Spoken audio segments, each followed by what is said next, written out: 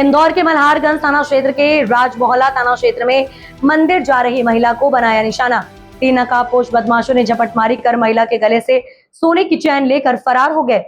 महिला के चिल्लाने पर लोगों ने पीछा किया तो लोगों को हथियार दिखाकर भागे। इंदौर के मल्हारगंज थाना क्षेत्र के राजमोहल्ला क्षेत्र में गुरुवार सुबह जैन मंदिर दर्शन के लिए जा रही एक महिला से नकाबपोश बाइक सवार 3 बदमाशों ने दिन दहाड़े सोने की चैन लूट ली। वारदात के बाद स्थानीय लोगों ने बदमाशों का पीछा भी किया, लेकिन आरोपियों ने हथियार दिखाकर उन्हें धमका दिया और मौके से फरार हो गए। घटना से क्षेत्र में दहशत का माहौल है। मल्हारगंज पुलिस के अनुसार फरियादी इंदिरा जैन राजमोहल्ला क्षेत्र के निवासी हैं। गुरुवार सुबह करीब 7:30 बजे वह वैष्णव स्कूल के सामने स्थित जैन मंदिर में दर्शन करने के लिए पैदल जा रही थी। इस दौरान बाइक पर सवार 3 युवक उनके पास पहुंचे। बाइक के पीछे बैठे बदमाश ने झपट्टा मारकर उनके गले से सोने की चैन खींच ली और तीनों आरोपी तेज रफ्तार से फरार हो गए। महिला के शोर मचाने पर आसपास मौजूद लोग तुरंत बदमाशों के पीछे दौड़े। प्रत्यक्षदर्शियों के अनुसार आरोपी MOG लाइन की ओर भागे। पीछा किए जाने पर बदमाशों ने हथियार निकालकर लोगों को डराया, जिसके कारण कोई उन्हें पकड़ नहीं सका। इसके बाद आरोपी मौके से फरार हो गए। बहरहाल पुलिस आसपास के CCTV फुटेज खंगाल रही है।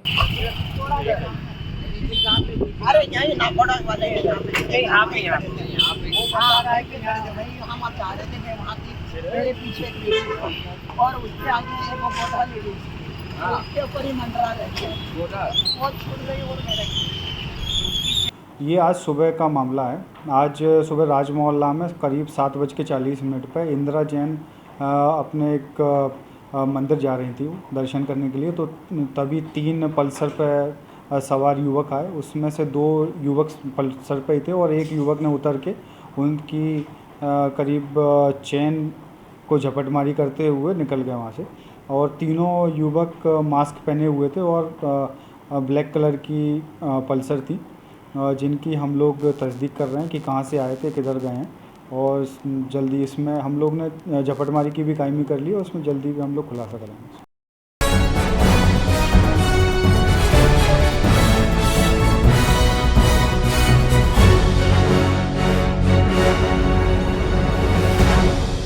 मध्य प्रदेश पुलिसिंग को आधुनिक बनाने के लिए CCTNS परियोजना के तहत मनावर में धार जिले के पुलिस अधिकारियों को टैबलेट वितरित का कार्यक्रम संपन्न हुआ, जिसमें धार जिले के 3 SDOP, 9 थाना प्रभारी और सैकड़ों SI को टैबलेट वितरण किए गए। वहीं विशेष रूप से इस कार्यक्रम में होशंगाबाद DIG वीरेंद्र कुमार, DIG ग्रामीण इंदौर मनोज कुमार सिंह, धार पुलिस अधीक्षक सचिन शर्मा सहित जिले के सैकड़ों पुलिस अधिकारी उपस्थित रहे। इस दौरान धार पुलिस अधीक्षक सचिन शर्मा ने बताया कि इसका उद्देश्य हर जांच को डिजिटल बनाना और कार्य प्रणाली में तेजी लाना। साथ ही पुलिस अधिकारी अब भारी कागजी कार्यवाही के बजाय टैबलेट का उपयोग करके घटनास्थल से ही सीधे ऑनलाइन डेटा दर्ज कर सकेंगे तथा इन टैबलेट्स की मदद से पुलिसकर्मी मौके पर ही डिजिटल दस्तावेजीकरण और मामलों को तुरंत अपडेट कर सकते हैं। धार जिले में मनावर में आज 3 जो अनुभाग हैं उनकी जो पुलिस विवेचक है उनको आज टैबलेट्स या कंप्यूटर्स दिए गए हैं। इसमें जो CCTNS प्रोजेक्ट का हमारे आगामी आने वाले समय में जो मॉडर्नाइजेशन होना है और स्मार्ट पुलिसिंग के तहत हमें काम करना है, उसके तहत ये कार्यक्रम किया गया था। इसको लेके विस्तृत जो प्लान ऑफ एक्शन है उसको कैसे लागू किया जाएगा उसके अलग से आदेश दिए जाएंगे। इसका उद्देश्य क्या सर? इसका उद्देश्य जो विवेचना है उसको मॉडर्नाइज़ करना है, टेक्नोलॉजी फ्रेंडली जो हमारे पुराने विवेचक हैं उनको बनाना है और स्पीडी या जल्दी जो हैं विवेचनाएं समाप्त हों, समय से कोर्ट में पहुँचे, ये हमारा प्रयास रहेगा। स्मार्ट इंडिया के लिए बहुत ज़रूरी था कि सभी विवेचकों के पास अपने हैंड टैबलेट्स हों। ये ई-साक्ष्य ऐप के तहत जो आपको कार्रवाइयाँ करनी है धीरे धीरे करके बताया जाएगा। शुरुआत में बहुत ज़्यादा आपको सरदर्द लगेगा कि वो खाम में दे दिया गया है, वजन है, बोझ है, और जैसे पुराने ढर्रे पे पुलिसिंग चलती आई थी वैसा ही लगेगा। पर धीरे SP साहब, वर्तमान DIG सर आदरणीय होशंगाबाद DIG सर वीरेंद्र सिंह साहब, DIG इंदौर मनोज कुमार सिंह साहब, SP सचिन शर्मा सर और समस्त स्टाफ, आप सब कीमती समय में से अपना समय निकाल कर यहाँ उपस्थित हुए, उस कार्यक्रम को सफल बनाया। निश्चित रूप से भारत सरकार की जो योजना है CCTV प्रोजेक्ट जो 2009 से लॉन्च हुआ था, और आप में सभी भी मैं देख रहा हूँ कि बहुत सारे लोग, बहुत सारे शहरी मेरी बच्ची नजर आ रहे हैं, तो आपके बीच आना यहाँ एक सुखद अनुभूति है, सौभाग्य है। मैं सचिन का और मनोज का आभार व्यक्त करता हूँ कि आप लोगों ने जो है यहाँ पे अवसर दिया मेरे को आने का। खड़े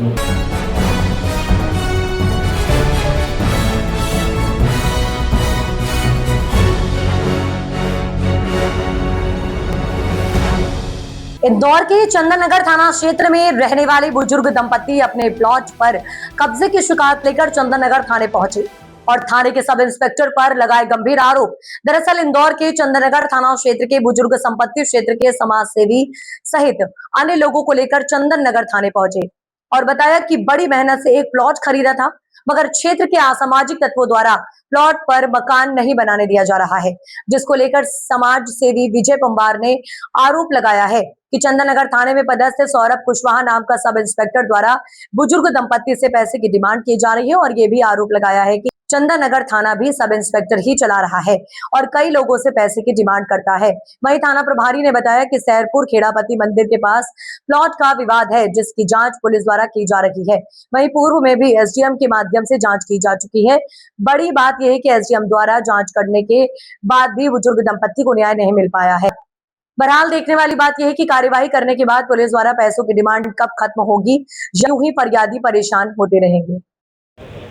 आज आप यहाँ चंदन नगर थाने आए हैं, कहाँ का मामला है, क्या है पूरा घटना? ये सहयोग नगर का मामला है। मैं उसी गली में गोवर्धन पैलेस में रहता हूँ। विजय पंवार हूँ, समाज सेवी हूँ, प्रदेश अध्यक्ष हूँ नायक समाज से।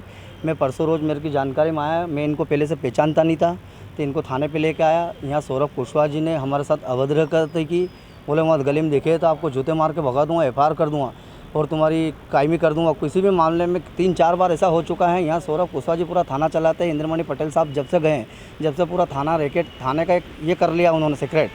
TI साहब के पास आते हैं, TI साहब कुशवाहा जी के पास पहुँचा देते हैं। कुशवाहा जी पूरे प्लाट और की मकान की दलाली और मांडवाली पूरे कुशवाहा साहब करते हैं। कौन है कुशवाहा? सौरभ कुशवाहा जी 2 स्टार है। अब आप क्या चाहते हैं यहाँ? मैं ये चाहता हूँ कि हमारे ऊपर कल से कोई भी अंजे गांजे भांग चरस अफीम चरस पूरे क्षेत्र में नेटवर्क कुशवाहा जी चलाते हैं और कुशवाहा जी कल से हमारे ऊपर कोई भी केस लगाते तो लोगों को आके इनके नाम की FIR कर दो। हमारे नाम की कोई FIR हो तो उसके जवाबदार कुशवाहा जी रहेंगे, सौरभ कुशवाहा जी। और पूरा थाना का नेटवर्क सौरभ कुशवाहा जी पैसे लेके चलाते हैं। आपका नाम आपका परिचय? मेरा नाम विजय पंवार, समाज सेवी प्रदेश अध्यक्ष। आप यहाँ पर आज चंदन नगर थाने में आए हैं, क्या है पूरा मामला? ये मामला इस प्रकार है, ये जो अम्मा सुमित्रा बाई है 67 उम्र की है। ये इनने 2011 के अंदर अपने परिवार के लिए एक प्लाट खरीदा था सहयोग नगर नूरी मस्जिद के पीछे। वो प्लाट पे क्या हुआ कि वहीं के जो आपराधिक तत्व हैं उन्होंने 2012 में विवाद करा और इनका निर्माण नहीं होने दिया, तो चंदननगर पुलिस के द्वारा धारा 145 से कार्रवाई की गई। वो प्रकरण 2015 तक चला और 2015 के अंदर SDM साहब ने इनके पक्ष में फैसला दिया और इनको मालिक को कब्जाधारी माना और कब्जा दिलवाया इनको।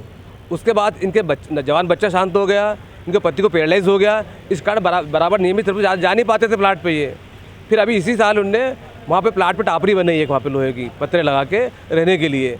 तो वहाँ पे वहीं 2 मकान छोड़ के असलम सुपारी हुसैन जो नाम है, वो जो जहाँ का आजतर अपराधी है, उस पर 42 अपराध दर्ज है उसके ऊपर।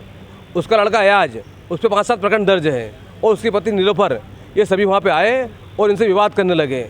विवाद करने के बाद फिर इनको परेशान करा कि हमारे पास फर्जी नोटरी है इसकी, आपको पैसे देना पड़ेंगे तो मकान नहीं बना देंगे आपको हम। पुलिस के पास आए तो क्या जवाब? हम पुलिस पास 2000 मई से आ रहे हैं अभी पुलिस। आज आप यहाँ चंदन नगर थाने आए हैं, यहाँ क्या आश्वासन मिला गया?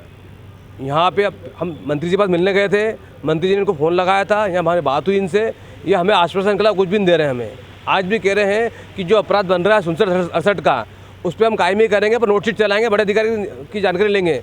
तो हमने कहा मई से यहाँ पे आपके आ रहे हैं, मई से चल रहा है। हमने सूचना का अधिकार दस्तावेज निकाल के दे दिए कि जो महिला थी उसके फर्जी नोटरी है, उसके आदमी के बैलेंस आपराधिक रिकॉर्ड है। अब पुलिस वाले तो मेरे सामने तो नहीं की है, बाकी मुझे सुनने में आया कि पुलिस वाले अलग अलग माध्यम से इसमें कुछ पैसा चाह रहे हैं इसके अंदर काम निपटाने के लिए। इस प्रकार से कुछ। आपका परिचय? नरेंद्र पंवार, एडवोकेट। सर तो लोग आए थे, क्या इनकी शिकायत की और क्या मामला है? ग्राम सिरपुर खेड़ापति के पास में एक प्लाट है, जिसका प्लाट पे कब्जा करने की बात को लेकर विवाद है और उसमें चंदननगर पुलिस के द्वारा जांच किया जा रहा है और उसमें पूर्व में भी माननीय SDM महोदय के द्वारा भी जांच किया गया है। उसी बात को लेकर आवेदक थाना उपस्थित हुए।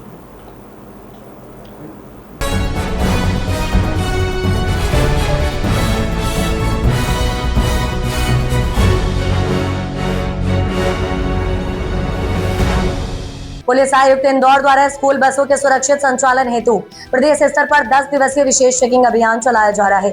स्कूल बसों के सुरक्षित संचालन हेतु प्रदेश स्तर पर 10 दिवसीय विशेष चेकिंग अभियान चलाया जा रहा है, जिसमें fire system, first aid box, emergency exit, speed governor, fitness permit, fitness certificate, insurance, PUC होना अनिवार्य है।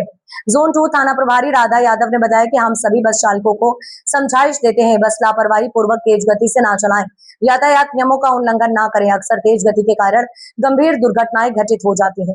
पिक आवर में ट्रैफिक लोड ज्यादा होने से अक्सर 10% लोग सिग्नल जंप कर जाते हैं। ऐसे लोगों पर हम लगातार चालानी कार्रवाई कर रहे हैं। चालानी कार्रवाई के दौरान देखा गया कि भारत सरकार आयकर विभाग लिखी गाड़ी रॉन्ग साइड से आ रही थी, जिसे रोककर राधा यादव ने निष्पक्ष चालानी कार्रवाई की। राधा यादव अपनी ड्यूटी ईमानदारी से करते हुए कई बार मानवता की मिसाल भी पेश करती हैं, जिससे पुलिस के प्रति समाज में एक बहुत अच्छा संदेश जाता है। स्पेशल ड्राइव फॉर स्कूल के माध्यम से जो चालानी कार्रवाई की जा रही है बसों की फिटनेस को लेके, तो इसके बारे में हमें कुछ बताएं। मैडम, एक्चुअली पुलिस मुख्यालय के निर्देशानुसार वरिष्ठ अधिकारियों के निर्देशन में हमारे पूरे इंदौर शहर में बोलेंगे तो पूरे मध्य प्रदेश राज्य में ही यह अभी स्कूल बसों की चेकिंग चल रही है, जिसमें विशेष रूप से ड्राइवरों के लाइसेंस और इनकी आई टेस्टिंग हुई या नहीं, गाड़ी का फिटनेस, बीमा, पीयूसी वगैरह सभी दस्तावेज है या नहीं, emergency exit, fire instrumentation, first aid box, ये सभी चीज़ होना चाहिए। इसके अलावा इसमें GPS सिस्टम होना चाहिए, कैमरा होना चाहिए। इन सबों की चेकिंग चल रही है। इसमें जिस चीज़ की भी कमी पाई जा रही है उसके मौके पर चालानी कार्रवाई की जा रही है और साथ में समझाई की जा रही है। मैडम, जैसा कि देखा गया है कि कोई भी सिग्नल पे रुकना नहीं चाह रहा है, आप काफ़ी देर से मशक्क़त कर रहे हैं, तो इसके बारे में आप क्या कहेंगे? मैडम, ये तो आप जानते हो कि डेली की बात हो, यातायात चलाने के लिए काफ़ी मशक्क़त करना पड़ती है, पर हमारे लिए सौभाग्य की बात ये है कि हमारे इंदौर शहर का जो नागरिक है उसमें से 90% सिग्नल का पालन करते हैं, लेकिन 10% लोग जो ऐसे होते हैं जो जिन्हें जल्दी रहती है तो वो या तो सिग्नल जंप करते हैं या फिर ज़बरदस्ती क्रॉसिंग करते हैं, इससे घटनाओं में शिकार हो जाते हैं, शिकार कर देते हैं। वैसे ट्रैफिक को संभालने में भी समय लगता है और ट्रैफिक को निकालने में भी समय लगता है। तो सभी से मेरा निवेदन है कि जब येलो लाइट होने वाली रहती है उससे पहले ही स्टॉप लाइन के पीछे रुक जाए, तो सामने वाली की जो ग्रीन लाइट होगी वो उसको निकालने में ज़्यादा सहूलियत होगी और तेज़ गति से अपने रास्ते पे निकल पाएगा, तो इससे चौराहा जल्दी क्लियर होगा। मैडम, पीक आवर में काफ़ी लोड रहता है जैसे कि ट्रैफिक का, तो इसको आप किस तरह से मतलब मैनेज कर पा रहे हैं? मैडम, अभी हमारे यहाँ वर्तमान में हमने रेडिशन और विजयनगर चौराहे पे अलाउंसमेंट सिस्टम लगाया है और हमारी कोशिश है कि हम सभी चौराहे पे ये अलाउंसमेंट सिस्टम हमारे वरिष्ठ अधिकारियों के सहयोग से लगा रहे हैं। तो इससे ये होता है कि इसको क्या होता है कि गाड़ियों को रोकने में सहूलियत होती है। हम जब चिल्लाते हैं तो आवाज़ हमारी सीमित रहती है, लेकिन जब माइक के बजे के माध्यम से हम बोलते हैं ये रेडिशन वाला ट्रैफिक रुक जाए, बॉम्बे हॉस्पिटल वाला रुक जाए, तो काफ़ी लोग सुनाई देता है और इससे हमें काफ़ी सुविधा हो रही है। आपका परिचय? मैं अभी वर्तमान में जोन 2 में थाना प्रभारी हूँ, राधा यादव नाम है।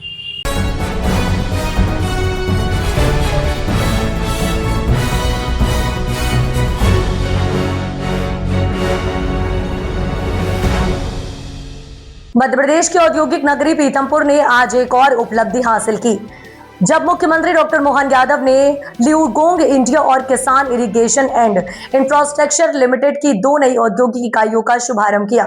इन महत्वपूर्ण परियोजनाओं से पीथमपुर में औद्योगिक विकास को नई गति मिली है और निवेश के नए द्वार खुले हैं। ल्यूगोंग इंडिया की नई विनिर्माण इकाई भारी निर्माण मशीनों का उत्पादन करेगी, जिससे प्रदेश में इस क्षेत्र को बल मिलेगा और स्थानीय स्तर पर रोजगार सर्जित होंगे। वहीं किसान इरिगेशन एंड इंफ्रास्ट्रक्चर लिमिटेड की 5वीं यूनिट में आधुनिक पाइप्स का निर्माण होगा। इस परियोजना में 80 करोड़ रुपए का निवेश किया जा रहा है, जिससे सैकड़ों युवाओं के लिए प्रत्यक्ष व अप्रत्यक्ष रूप से रोजगार के अवसर उत्पन्न होने की उम्मीद है। मुख्यमंत्री डॉक्टर मोहन यादव ने कहा कि प्रदेश सरकार उद्योगों के लिए अनुकूल माहौल बनाने हेतु प्रतिबद्ध है, जो निवेश को आकर्षित कर रहा है और रोजगार के अवसर बढ़ा रहा है। पीथमपुर को देश के अग्रणी औद्योगिक हब के रूप में विकसित करने के सरकार के प्रयासों को इन नई इकाइयों से मजबूती मिलेगी, जो क्षेत्र के आर्थिक प्रगति में अहम योगदान देंगी। जैसा कि हम सब जानते हैं कि इस बार किसान कल्याण वर्ष मनाया जा रहा है। हमारी कंपनी का नाम है किसान इरिगेशन। हमने ये कंपनी चालू ही की थी कि किसान को ध्यान में रखते हुए।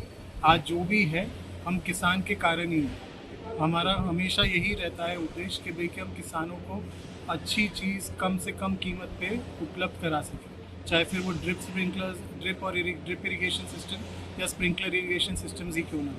और इस किसान कल्याण वर्ष में तो हम और जोर से किसानों के लिए काम करेंगे। आपका नाम? मेरा नाम कुणाल रमेश अग्रवाल जी। अग्रवाल जी और उनकी पूरी टीम ने एक अच्छा, ये हमारा तो किसान कल्याण वर्ष है, स्वाभाविक रूप से किसान कल्याण वर्ष में इन सारी बातों को प्रोत्साहन देने की आवश्यकता है मेरी अपनी उसमें।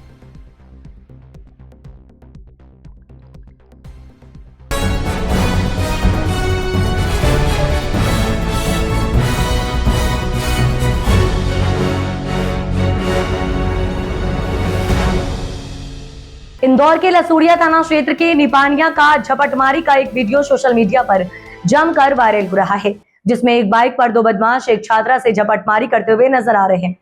वायरल वीडियो के आधार पर पुलिस आरोपियों की तलाश शुरू कर दी है। दरअसल इंदौर शहर में चैन स्नैचिंग की घटना लगातार हो रही है। वहीं मंगलवार शाम एक छात्रा कोचिंग से अपने घर जा रही थी, तभी पीछे से एक एक्टिवा पर आए दो बदमाशों ने छात्रा से झपटमारी कर फरार हो गए। वहीं पुलिस ने सीसीटीवी फुटेज के आधार पर आरोपियों को पकड़ने के लिए टीमें लगा दी है। बहरहाल फरियादिया ने पुलिस में कोई शिकायत नहीं की है। अभी सोशल मीडिया के विभिन्न प्लेटफॉर्म के माध्यम से वीडियो प्राप्त हुआ है, एक वायरल वीडियो। ये बेसिकली कल शाम करीबन 4 बजे का वीडियो बताया जा रहा है, तो उसकी तफ्तीश कर रही है थाना लसूड़िया अंतर्गत निपानिया का वीडियो है, जहाँ पे एक व्यक्ति गुजर रही थी, वहाँ पे 2 व्यक्ति एक्टिवा से आते हैं और उससे झपटमारी करते हैं। तत्काल ही थाना लसूड़िया ने संज्ञान ले लिया था और हमने अभी अपनी 3 टीमें उसमें तफ्तीश कर लगा दी गई है। वीडियो के बैक ट्रैकिंग, फॉरवर्ड ट्रैकिंग करते हैं और बाकी जो टेक्निकल डेटा उस पर भी टीम लगा दी गई। जो चीजें सामने आएंगी उससे प्रत्यक्ष खुलासा किया जाएगा। क्या लग रहा है झपटमारी की गई है? अभी चूंकि फरियादी अभी सामने नहीं आया, थाने में किसी पर रिपोर्ट है, परंतु हमने स्वतः संज्ञान लेते हुए उस पर अपनी जो हमारी टीम है, स्पेशल क्राइम यूनिट जो है, इसलिए हमने उसको एक्टिवेट कर दिया गया और जल्दी हम उसको खुलासा करेंगे।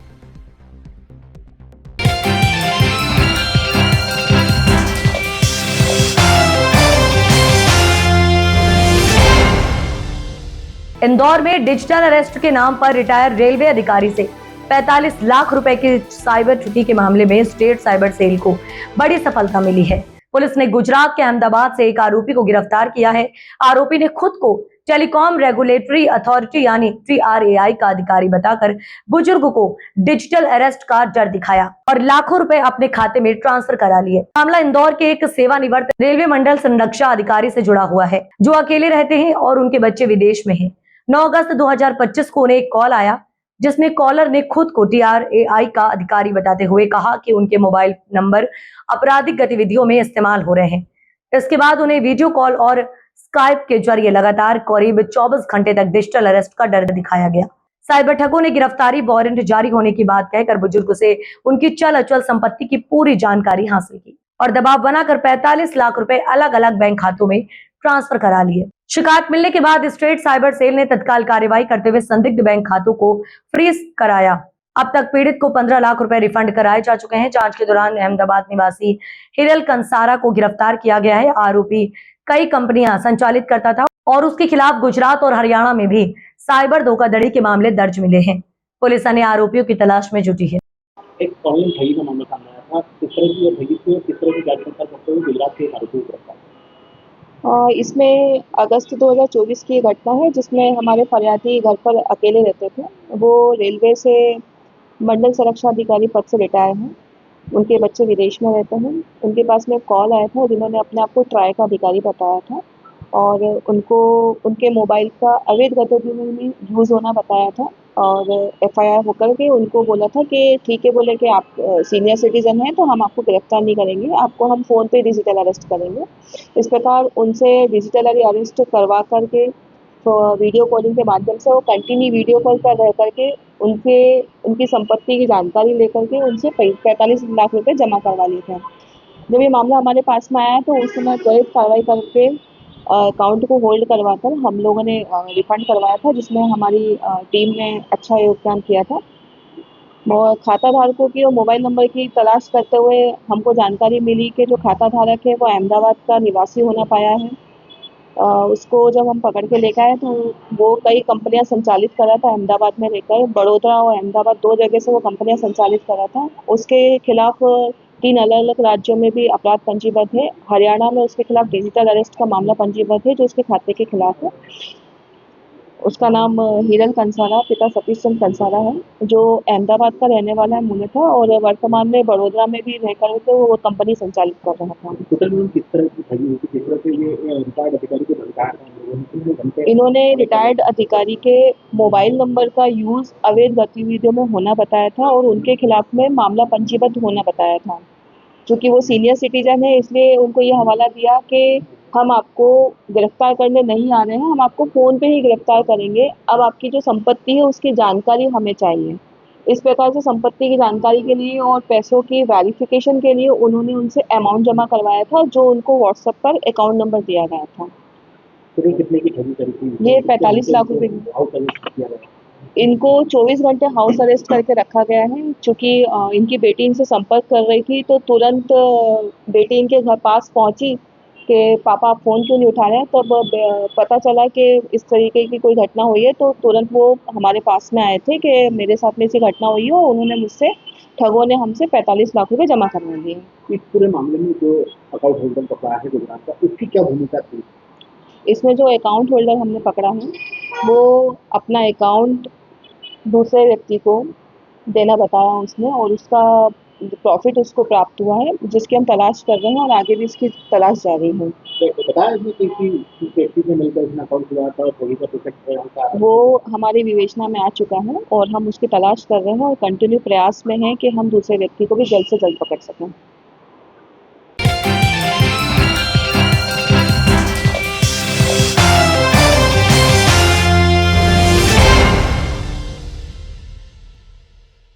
धार जिले के निसरपुर ब्लॉक अंतर्गत आज ग्राम पंचायत गहलगांव खबरखेड़ा में श्री पंचमुखी खेड़ापति हनुमान जी, महाराज भोलेनाथ जी, पार्वती जी, गणेश जी एवं कार्तिक जी भगवान की मूर्ति प्राण प्रतिष्ठा महोत्सव को लेकर आज से ग्राम में तैयारियां पूरी कर ली। यहां युवाओं की टीम काफी समय में खबरखेड़ा का नाम एक बार फिर से चर्चा में लाती। विस्थापन और पुनर्वास के बाद यह पहला मंदिर है जो सार्वजनिक पंचमुखी खेड़ापति हनुमान जी महाराज के नाम से स्थापित किया जा रहा है, जिसमें पंचमुखी खेड़ापति हनुमान जी के साथ सात महादेव के पूरे परिवार का भी प्राण प्रतिष्ठा महोत्सव किया जा रहा था ताकि ग्रामवासियों की कहीं और जाना न पड़े, एक साथ एक ही मंदिर में दर्शन का लाभ लेंगे। इस पूरे आयोजन में ग्राम खबरखेड़ा एवं गहलगांव के युवाओं की टीम ने पिछले 10 दिनों में दिन रात मेहनत कर अगले होने वाले प्राण प्रतिष्ठा महोत्सव को इसी वर्ष करने की ठानी और आज के शुभ मुहूर्त में कलश यात्रा का आयोजन किया, जिसमें ढोल और डीजे के धुन पर नाचते गाते प्रतिष्ठा के लिए लाई गई सभी प्रतिमाओं को चल समारोह के रूप में ले जाकर मंदिर प्रांगण में स्थापित किया। आज से 3 दिन तक मंदिर में हवन पूजन के साथ 12 जुलाई को सभी प्रतिमाओं की प्राण प्रतिष्ठा की जाएगी। साथ ही 12 जुलाई को भंडारे का आयोजन भी रखा गया है।